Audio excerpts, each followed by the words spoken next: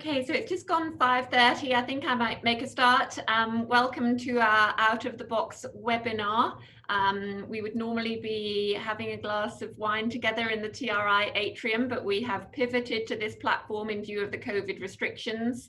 It gives me great pleasure to welcome Stuart Carney, who is our medical dean, to introduce our presenters for this evening. Thank you. Thank you very much, Ruth. And I see in the chat that a number of our colleagues who are joining us this evening have wine and cheese at home. So I hope those of you who enjoy a glass of wine or a drink are kicking back because we have an action-packed and a fun evening of entertainment, information, education ahead of us. But before I introduce our speakers tonight, as Medical Dean here, I would just like to say thank you. This has been an incredibly challenging 8 months. I mean, who would have imagined, as the news reports were sort of breaking in January earlier this year, that we would be where we are today. And I would like to thank each and every one of you, particularly our colleagues, clinical staff, academics, professional staff, who contribute to the life of our family at the PA Southside Clinical Unit, for everything you have been doing to safeguard patient care, to look after yourselves, to continue with your research, and as Medical Dean, it would be remiss of me not to mention everything you do to support the education and training of our medical students. Women and men who will be our colleagues in the not too distant future, many of whom will be working within Queensland Health within a few months. And I think this builds on a rich legacy of the PA Southside Clinical Unit. You have, for many years, thanks to and under Ruth's leadership, demonstrated the key principles of collegiality and been amongst the first to volunteer for innovative and new ways of supporting student learning. You were, by volume, being the largest contributor to our personal advisor support system for our medical students, once again highlighting your intense commitment to supporting our people, our medical students, our future colleagues. Over the last 4 or 5 years, and many of you know that I do like numbers, we've seen the number of academic title holders grow within the PA Southside Clinical Unit from 565 to 786. 786 academic title holders, members of this community. I understand that there's only 2 fewer than the Royal Brisbane and Women's Hospital. And Ruth, this is not a competition, but I'm sure within the next few weeks you'll find another 2 so you can eclipse the Royal Brisbane and Women's Hospital. But over the last 6 to 8 months, you have been the first in so many things. You were amongst the first to restore Year 2 clinical placement opportunities thanks to the intervention and support of your PA Clinical Council. You have by volume been the greatest contributor to preserving and protecting our Year 4 clinical immersive learning. You continue to push the boundaries of knowledge and support our students, our colleagues in so many ways. So I think the key message is thank you. Now, I know a lot is said about pandemics, a lot is said about COVID-19. When will this end? And I think as our speakers this evening will highlight, there will be an aftermath.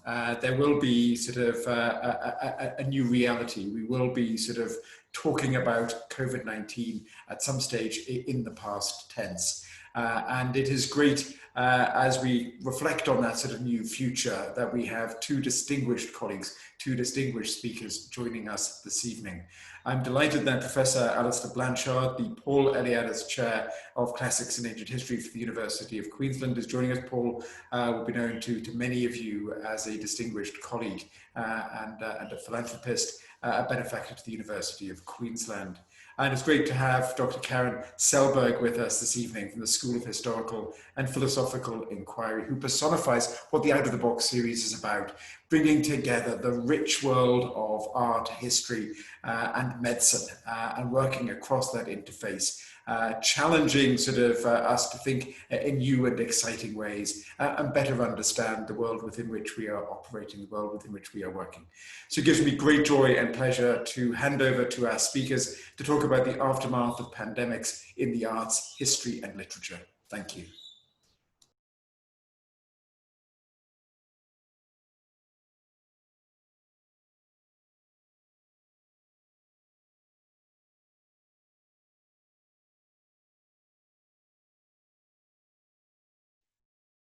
Well, thank you very much for that very kind and introduction, and remarkable to join so many colleagues and friends from the UQ and wider community this evening.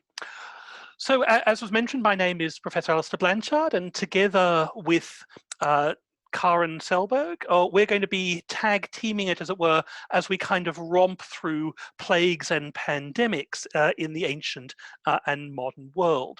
And I use the term tag team deliberately because we are going to be actually swapping presentations at various points over the next sort of 40 minutes or so, as we tackle really three important topics. And those topics are: what kinds of pandemics do we see in history, and how do we determine what kinds of diseases are operational? How are they treated? How do people respond to those pandemics? And then what are the enduring legacies of those particular outbreaks? And that's going to be the sort of rough structure of the presentation that we're going to give. So let's start off by asking, what kinds of diseases, what particular outbreaks do we see in antiquity? And this turns out to be a lot harder than you might think. And the example that I want to use is the example of the plague in Athens that broke out in around 430 BCE. Now, what's interesting about this plague is that this is a plague for which we have not no information, but we have too much information. And I think that really shows, in fact, actually the difficulties of, even when you have, in fact, eyewitnesses, trying to determine what kinds of disease, what kinds of pathogens you're dealing with. Because in the case of this plague, it's not a problem of evidence. We have too much evidence in some ways, because what we have very fortunately in this outbreak in 430 BCE is an eyewitness account. The historian Thucydides not only saw the plague in action, he was an actual sufferer of the disease. And as he says in book 2 of his History of the Peloponnesian War, he's going to set down and describe, and he describes in extraordinary detail, the symptoms and the causes of, or what he proposed to be the causes of the disease that he suffered. Now, Thucydides' account has come down as perhaps the most complete account of what plague or disease pandemic looks like in the ancient world. And so let me just talk you through his description. And in particular, those of you who have a sort of medical background might like to kind of play diagnose the disease, try and work out what it is that in fact they're suffering from in Athens. So Thucydides begins his account of the plague by saying that it began in Ethiopia, and then moved down from the Nile to Egypt, across to Libya, and then it moved across the Mediterranean, arriving in the port of Athens from the Piraeus, and it worked up its way from the port of Athens to the center of the city. One of the things he says that's very interesting or unusual about this plague that separated it from other plagues, he said, was that the bodies of the victims were not eaten by carrion birds or dogs, and those few dogs that did eat the bodies died. He then begins to talk about and describe in the order of symptoms of the disease. So he talks about that first of all, people suffered fevers. They then suffered an inflammation of the eyes, tongue, and throat. This then was followed by sneezing and a harsh cough. There was vomiting and bleeding around sort of day 4. The skin began to develop pustules and ulcers. People became extremely sensitive to touch, he said, so much so that, for example, even the lightest sheet or the finest linen caused them extraordinary pain. They also around day 7, began to suffer the most extraordinary thirst, a thirst that was unquenchable, people kind of throwing themselves down wells to try and quench their throat. And around this point, most people died. So about 7 to 8 days after first exhibiting symptoms. They also suffered diarrhea, with many dying later on. So if you survive the thirst, you suffer diarrhea, and by this stage, about 30% mortality rate of people died. Those who survived often lost fingers, toes, and genitals. So there was some sort of gangrene set in. They also suffered blindness and memory loss. So that's the list of symptoms. As you'll see, it's a remarkably full list. It gives us almost a kind of day-by-day account of what the disease is. And yet, it has proved impossible to actually accurately diagnose what this disease is. Part of the problem with any ancient account, and this is a account really practically all the way up until the birth of modern medicine, the first one is trying to work out what observations matter, right? So does, for example, that observation about the dogs dying, is that a really important one? I mean, should we be looking for sort of cross-species disease, or is that just a sort of anecdote that somehow got wrapped into our information? Does it matter that it came down the Nile? As we'll see, as for some versions, it does. The other real problem with any kind of pre-modern sort of account of pandemic or disease is it's very hard to separate out kind of comorbidities and contributing factors. So normally what you find in pre-modern outbreaks of disease is that there are multiple actual diseases, apparitional bodies whose systems are already weakened by one disease become prey to other diseases. So separating them out. And this was a particularly problem in Athens at this time, because this outbreak of disease happened during the war. So the population of the greater region of Attica was stationed behind the walls of the city and was crowded into this very narrow section of long walls that joins the harbour, the Piraeus, to the main centre. So you had a huge population crammed into a very small space, and of course the associated public health issues were a problem. So what could the plague of 430 be? Well, again, depending on which symptoms you want to put your emphasis on, you end up with a kind of different result. So, for example, if you think that those pustules on the extremities and plus blindness were really important, then you might go for something like smallpox, which you would then explain the other symptoms by either a kind of pneumonia and encephalitis, right? And you can kind of get that. Although, as people pointed out, where is the backache you might expect with smallpox? And the mortality rate looks a little too high. Or, for example, one of the most common ones would be typhus. And this would allow you to, again, calculate for certain kinds of diseases, mental impairment, thirst, delirium, loss in fingers and toes. And the conditions would be quite good. Typhoid would be another one. But again, the symptoms are not kind of typical of typhoid. There's been some suggestion that, for example, the kind of hemorrhagic fevers could be at play here, particularly people who focus on the fact that it came down the Nile, particularly favour sort of hemorrhagic fevers. Measles has been an option. And then people who have got very excited about the idea that this is affecting both dogs and humans, for example, point to kind of glanders or ergot poisoning. So perhaps looking for, in fact, some kind of biological cause rather than necessarily a pathogen to explain the disease. But you can see the problem, right? You know, with pre-modern accounts, actually diagnosis is an extraordinarily hard thing to do. Now, this is not to say that every plague is impossible to identify in the pre-modern period. Some plagues are actually easy. So a classic example for that would be something like the Justinianic plague of the 6th century AD. where we have a plague that sweeps through the Mediterranean basin and the Near East. It's possibly, arguably one of the world's greatest plagues, particularly in the ancient world in terms of numbers of death.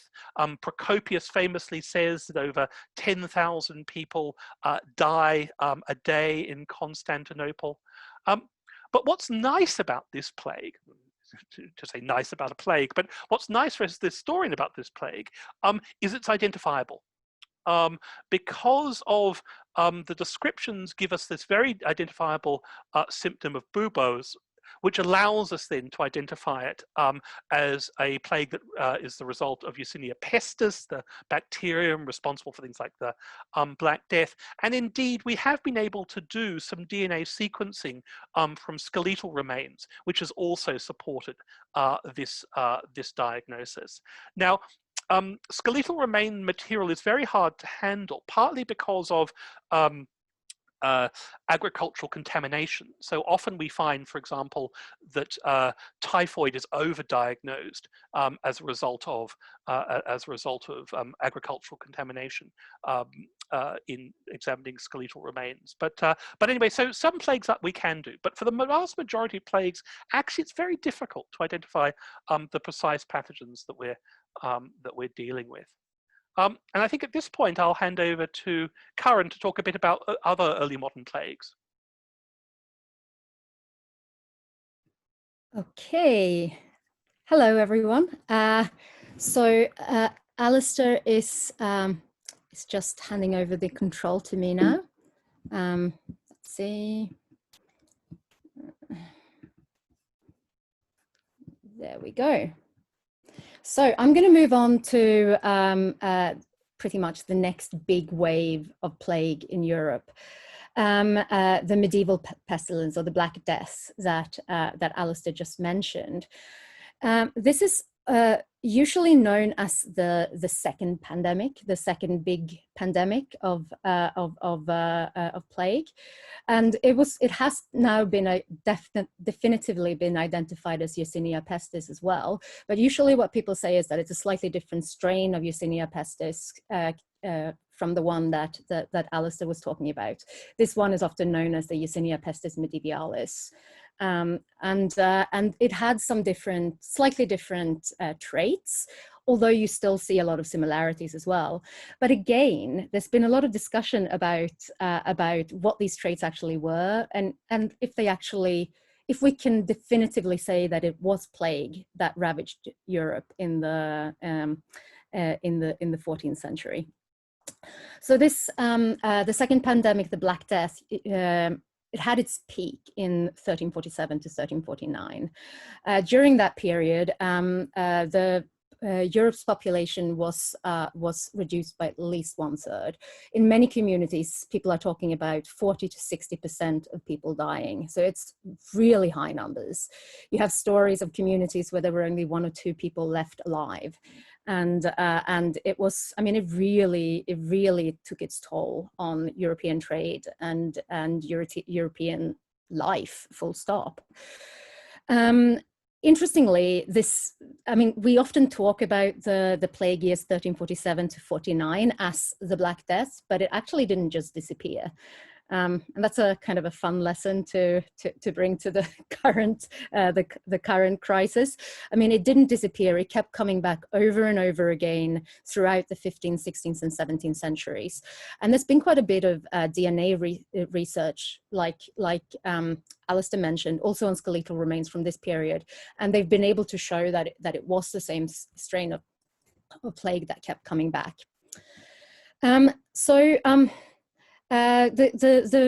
The famous characteristics of this particular strain were that it spread and killed very fast, usually only about a week after first symptoms.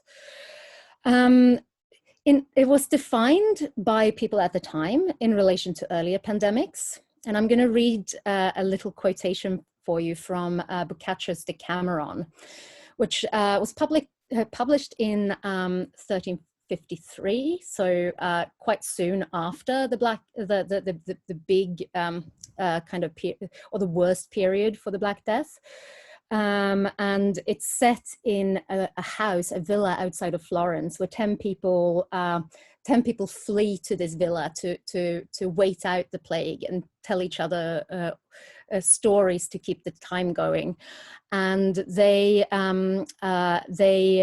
but before you get to the stories, there's also kind of a background narrative of what was actually happening in Europe at the time. And Boccaccio writes that the symptoms were not the same as in the East. There was a gush of blood from the nose, where a gush of blood from the nose was the plain sign of inevitable death. But it began both in men and women with certain swellings in the groin or under the armpit. They grew to the size of a small apple or an egg, more or less, and were vulgarly called tumours.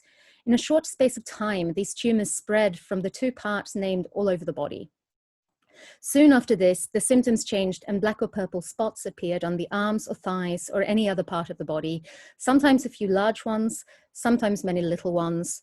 These spots were a certain sign of death, just as the original tumor had been and still remained.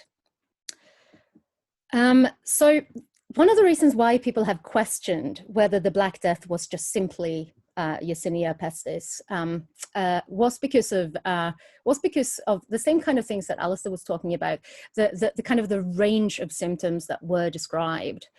And there have been some articles arguing that it could have been a pneumonic plague rather than a bubonic plague.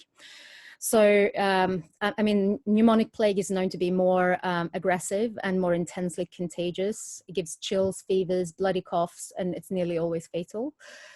I mean, interestingly, the reason why people are challenging the bubonic plague in this way is because the current strain that is still around is not really as aggressive as we know both the medieval strain and the antique strain to have been.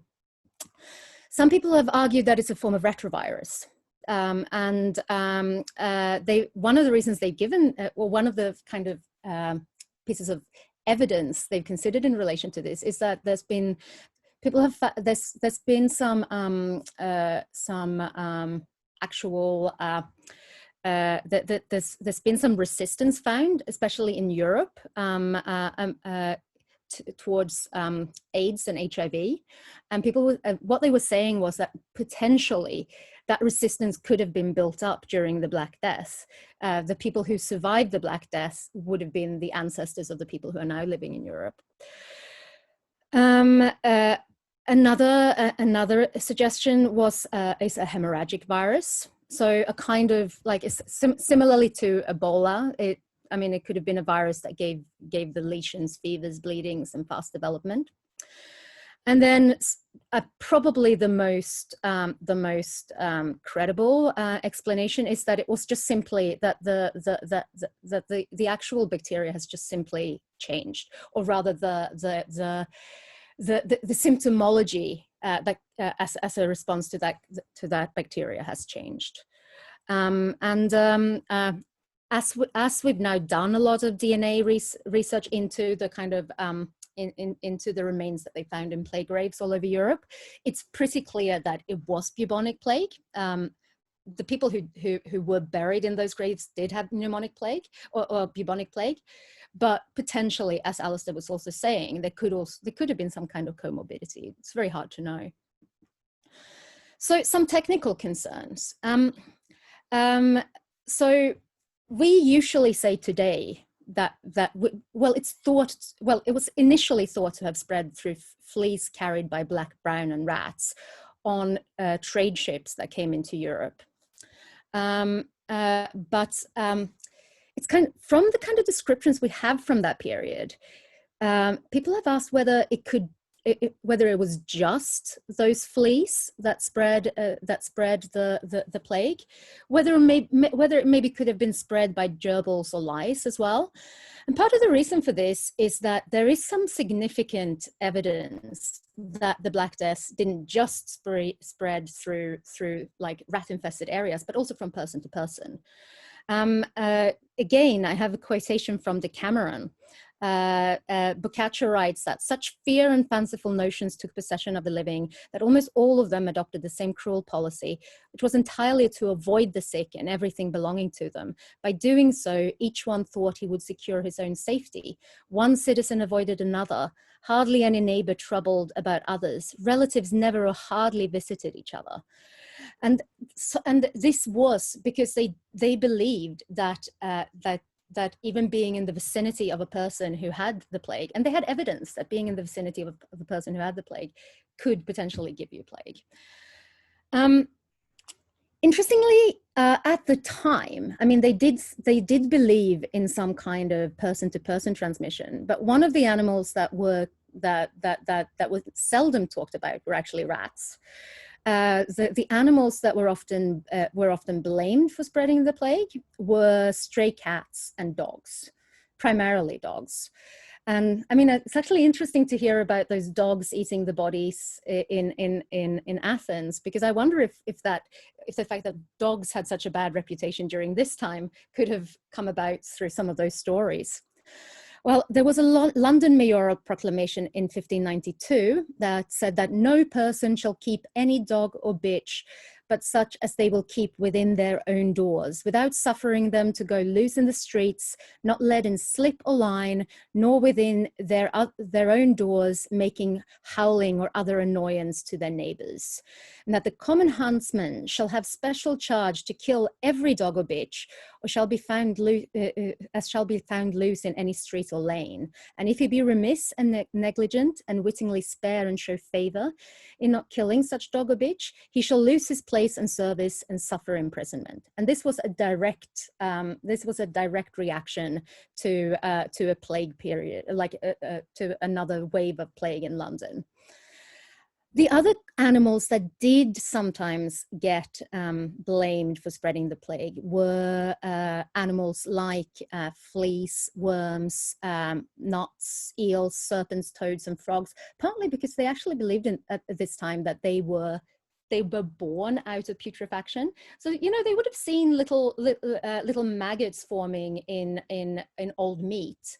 And they believed that those maggots actually were engendered from the meat. They were born from the meat. So they were kind of children of putrefaction in themselves. And as such, they could spread sickness or plague.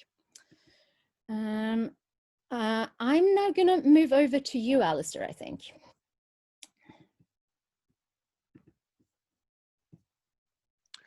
Thank you, Karin. And yes, we've got a little time now to just talk about treatment of plague. And in particular, what I'm going to be interested in talking about is particularly in my period, one of the problems is that plague in particular is regarded as caused not by organic causes so much, but rather by divine causes. So Greeks who have a relatively sophisticated notion of medicine, particularly for individual illnesses, when it comes to group illness, tend not to see it as a product of a kind of organic cause, but rather tend to see it as a kind of divine cause. So essentially, this is how their kind of diagnosis tree works, right? You know, is the disease sent by a god or product of magic? Well, the answer is no, consult a physician. If it is, then you go to a priest or oracle. And for most kind of diseases and pandemics, the answer is almost normally yes for a divine scent. And so what they kind of do is try everything. Now, the first step you've got to do when an outbreak of pandemic happens is you need to work out which god is responsible for sending the disease. And this results, as I say, this results in a kind of extraordinary moment where you kind of look at the symptoms and you say, well, which kind of god is most likely to have done it? And here we have this wonderful thing from Hippocrates, right? A figure who, you know, we normally associate with kind of modern medicine, but here he looks, I think, distinctly alien, where he says, look, you know, if a patient acts like a goat or has convulsions on his right side, then, you know, the mother of the gods is responsible, you know, a goddess who is particularly associated with her totemic animal, the goat. If he utters a high-pitched cry and louder, then they say he's like a horse, and they blame the god Poseidon. If his stools are frequent and like a bird, they blame the god Apollo. So the idea is you kind of match the symptom with the animal that's associated with the god. If he foams at the mouth and kicks, then it's the work of Ares. So this extraordinary thing where you kind of look at the symptoms as a kind of manifestation of divine will. One of the gods in particular who was most associated with the outbreak of pandemic was the god Apollo, and we have a lot of discussions about Apollo as the plague-bearing god, and he's the god who you most normally turn to in times of pandemic. Famously, the Iliad begins with the god Apollo raining his plague arrows down upon the Greeks at Troy. We also have a very strong idea that the gods punish people by giving them this kind of pollution called miasma. And so a figure who is polluted by miasma has this kind of essence that oozes out of them, and they pollute the city. And so one of the things you need to do is you need to find out who's responsible, who is the gods punishing for this outbreak of plague, who have they given this miasma to? One of the most famous accounts of miasma causing an outbreak of plague is, of course, found in Sophocles' play Oedipus Rex, where Oedipus, who famously has slept with his mother, murdered his father, all unknowingly, of course, has, as a result, polluted himself and is, in fact, the cause of an outbreak of plague in the city. And indeed, the play opens with the people of Thebes gathered round the altars, praying for someone to tell them who is responsible, who is the polluted individual that has caused this outbreak of plague in our city. And of course, the play unravels and Oedipus discovers that in fact it's himself, that he has, because of his incest, because of his murder, he has caused this outbreak of plague. Now, in Oedipus's play, of course, you can find, Oedipus is discovered to be the cause and he goes into exile and the plague is discovered. What happens if you can't work out who's responsible, who's the polluted individual? Well, the Greeks had a wonderful procedure, a fascinating procedure, called the pharmakos procedure. Pharmakos literally means the human remedy, and its sort of etymological relatives are things like pharmakon, meaning a drug or poison. So the word pharmacy belongs to the same body of words. Now, the pharmakos is this extraordinary procedure where in ancient times, and here's the text, was a kind of offering. So whenever a plague or famine afflicted a city, they led out the ugliest person in the city to be the expiration, to pay penance for the city. And they placed cheese, barley meal, and dried figs in the hands of the victim. And after beating the victim 7 times on the penis with squills and branches, they finally set light to him on fire with wild branches. And then they cast his ashes into the sea. So the standard Greek way is if you can't find who is responsible, find the ugliest person in the city, beat them with sticks, and then burn them. So at this point, the Greeks look a lot less like the kind of rational founders of Greek medicine that we normally kind of talk to, but we happily point out statues of Hippocrates outside of medical school. Well, this is the world in which Hippocrates was working. But there are moments when they discuss plague where they do look a bit like us, a bit kind of more modern. And that would be in things, for example, like a focus on town planning.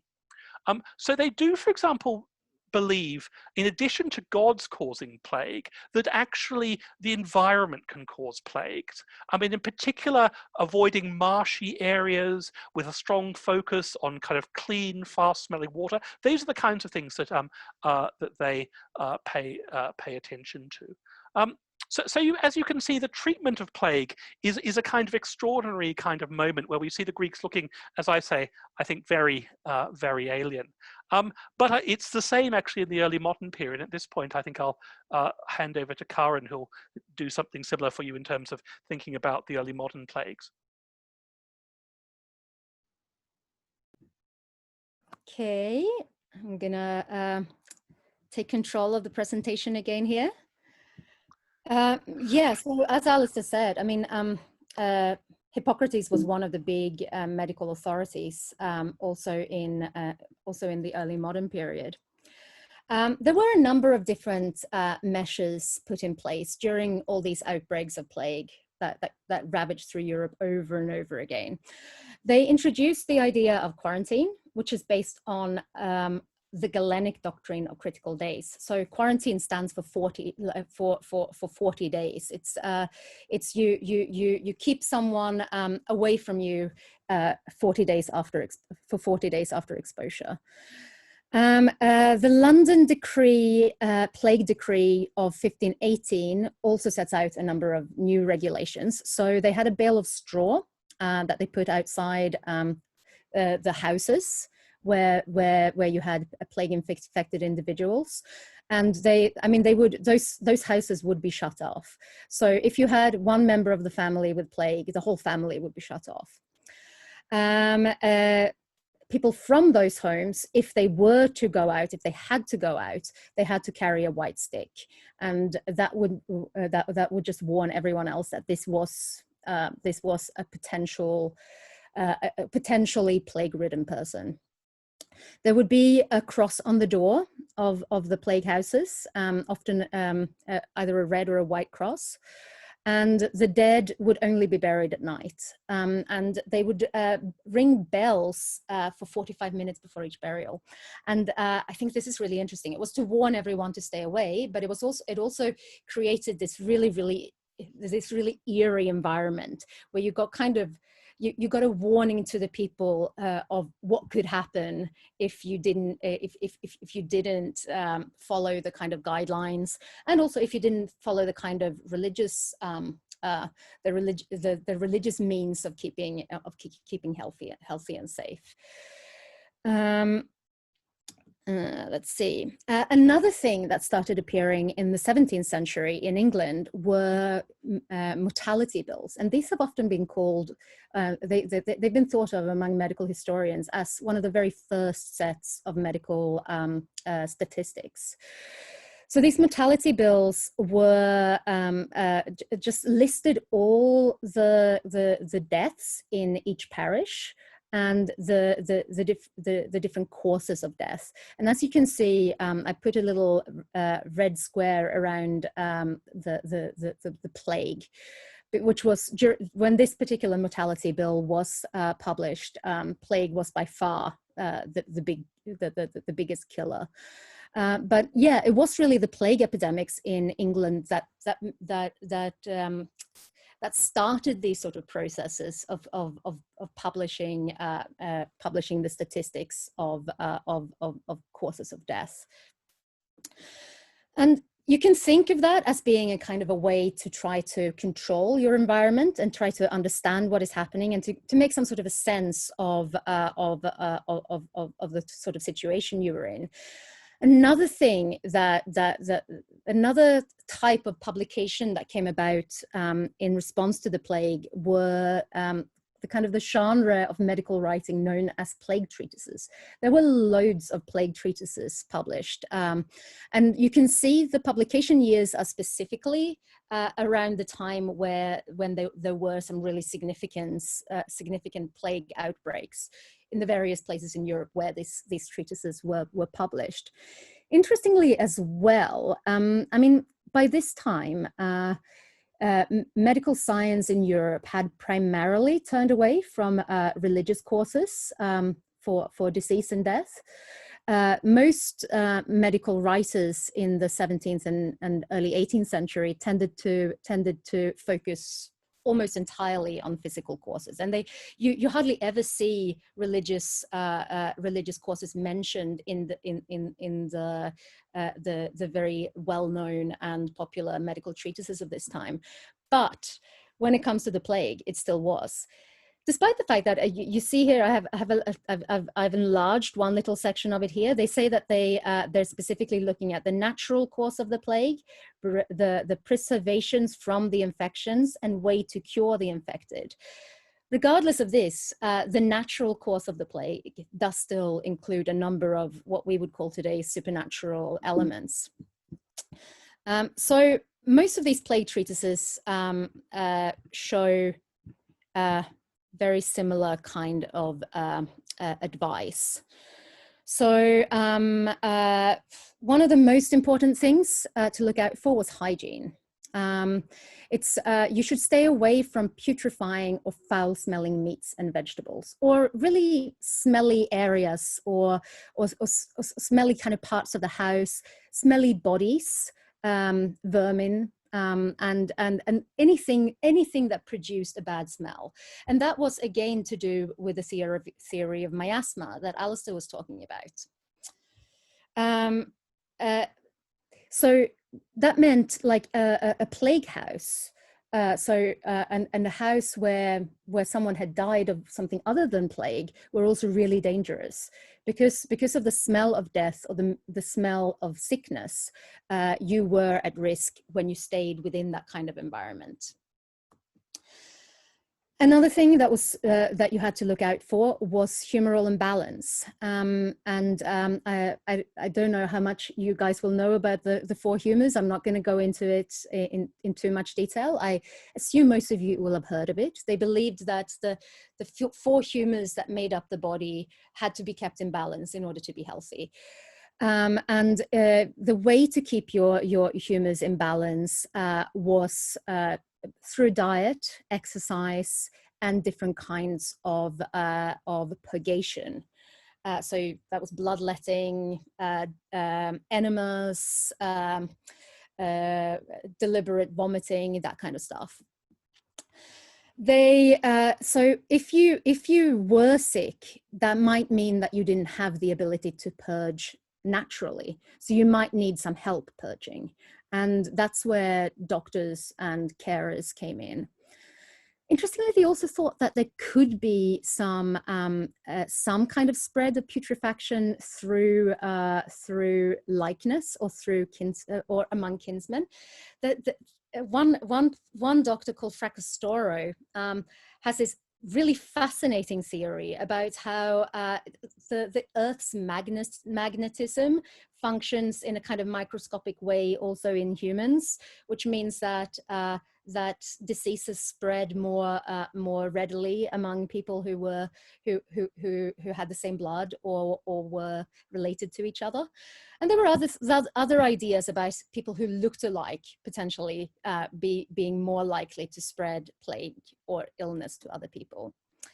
But then after all of these physical factors, which maybe some of them sound a little bit ridiculous to us today, but they were considered very authoritative sort of medical health advice of the day. But amongst that, they also referred to the stars and the elements. They believed that miasmic air could be brought about through different kind of astral events and constellations. So for example, when a comet was seen in the sky, that was seen as a real threat, because that could disturb the general miasma of the Earth. And they also talked about other supernatural or occult causes. So it could be things like witchcraft or demonic influence, or people just quite simply not following the doctrine.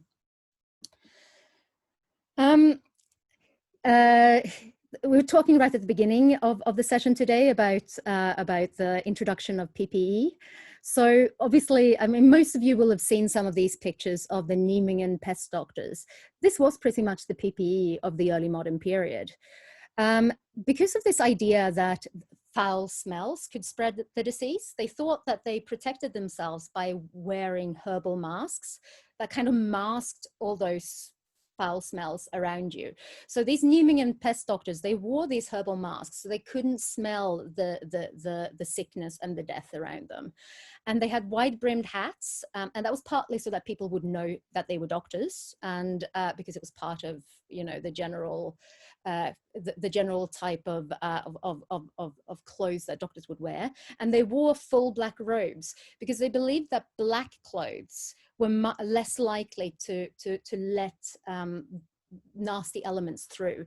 Lighter clothes were it's like the, you know, the kind of theory of optics. So like the clothes that let light through are also the clothes that let disease through. So if you wear all black, you're less likely to catch a disease. And when they went to see patients, they took their pulse with a long stick, and they passed prescriptions through doors, through windows, through neighbors. They tried as far as possible to stay away from the sick room. And when they removed lesions, they had knives on these long sticks so they could remove lesions kind of remotely. And I mean, at the same time, I mean, these were safety precautions that were being used, but many of these doctors did still fall ill. Effects of the plague. So we're now going to turn to some interesting kind of arts and literature expressions that came about after these plague periods, and also some kind of cultural concepts that came about. One of the really interesting things in the early modern period was the idea of plague villages. And the kind of stories that started appearing about a type of quarantine heroes. And I find this really interesting because I've been stuck in Sweden during most of the COVID pandemic so far, and people were talking about stay-at-home heroes. One very famous example of a set of stay-at-home heroes was the village of Eam, where the reverend decided to quarantine the whole village, and they were sung in numerous pieces of poetry and literature afterwards for being the heroic village that kept the plague at bay. And the picture you see here, it's a reverend. He gave daily sermons to keep people's faith up, and they had to stand around in little socially distanced group.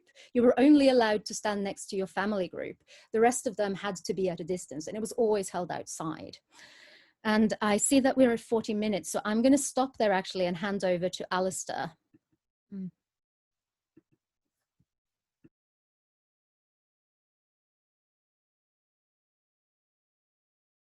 Well, thank you. Look, we're obviously very keen to have as much discussion as possible. So I think we might want to actually end our formal presentation there. I think, you know, the kinds of things that Karin and I were going to go on to talk about were things about the way in which, you know, this, you know, plagues posed a kind of moral question to people in terms of, you know, how can I, you know, trust a God that wants to punish me, and the responses to that. Do you either give up your faith, or do you, as we see, for example, in response to the Justinianic plague, build something amazing like Hagia Sophia, you know, one of the great wonders of the world? And likewise, also some of the darker aspects to it, the scapegoating of particular groups and individuals, as well as, you know, all sorts of kind of things. The one we're going to finish off with, and I think it's definitely worth a mention, is certainly the funding of higher education as a response to plague was something that we were very interested in, because of course those of you who know the Oxford colleges will know that Corpus Christi College was founded as a response to the outbreak of Black Death. So more funding for higher education was, I think, the point we wanted to end up on. But look, I think we'll stop it there, because we know that there are kind of questions, and we'll hand over to Ruth at this stage.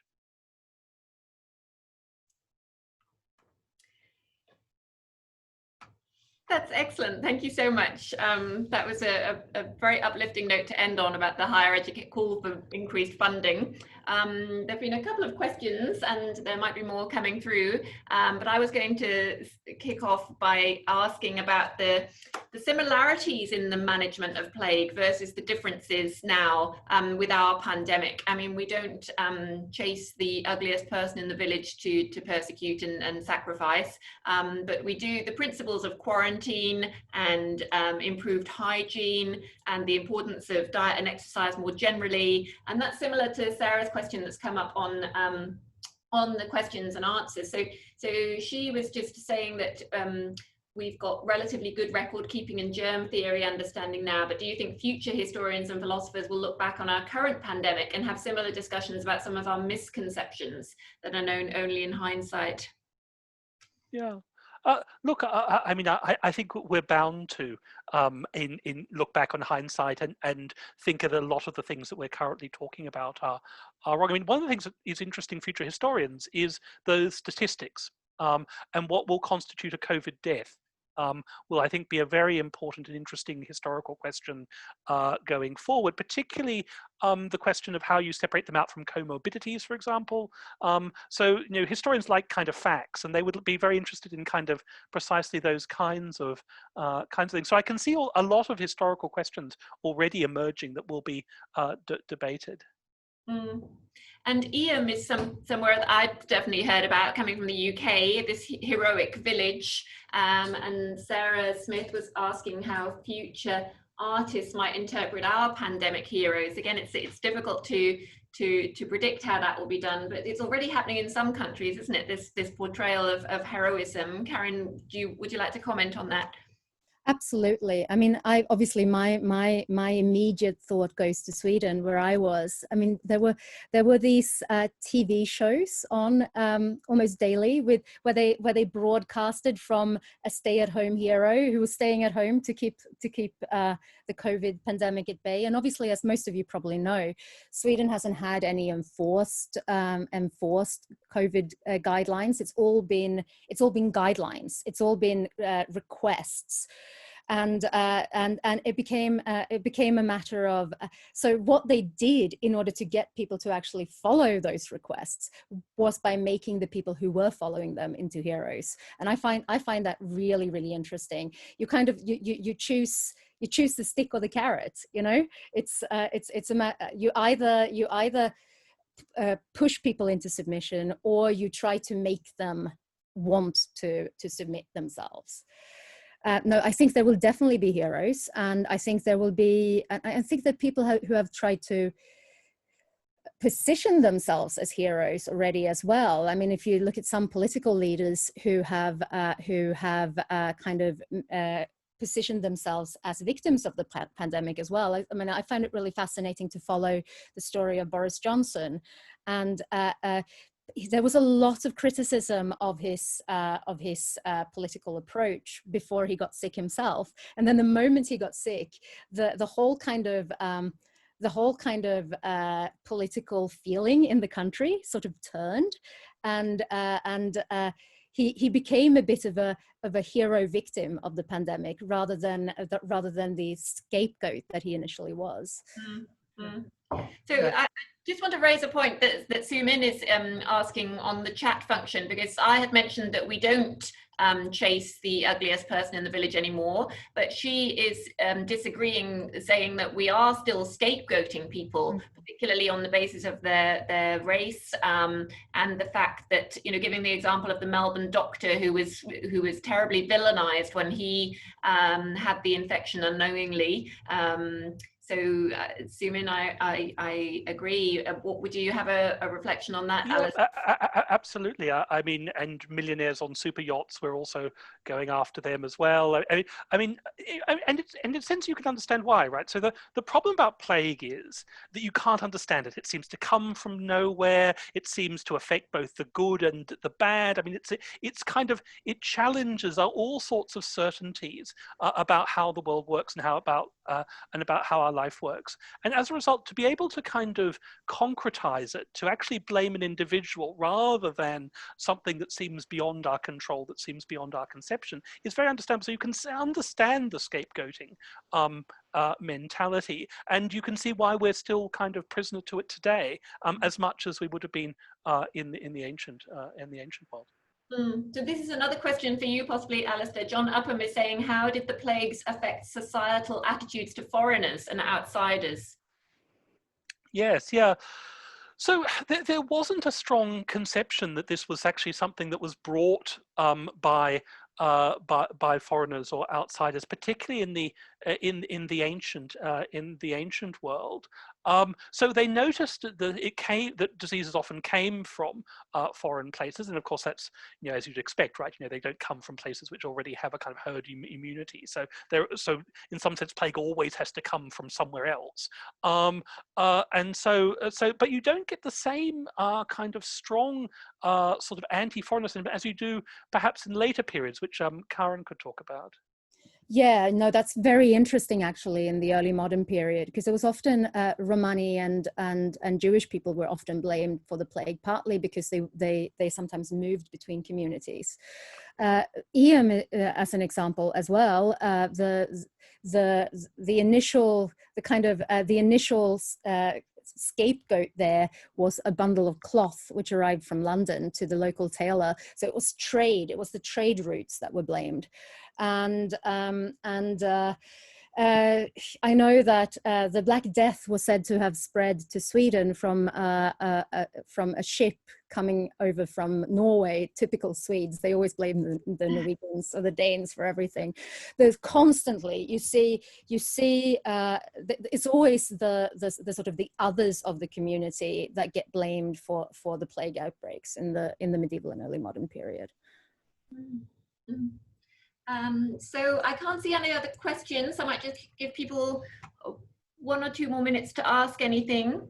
But if nothing comes up, it just falls to me to thank you both for that really fascinating presentation. I've had some lovely positive comments on the chat, and a few people getting in touch via email as well. So Karin and Alastair, thank you so much for giving us a very different perspective on the plague. And I will remind people that we're recording this session. Oh, there's one more question.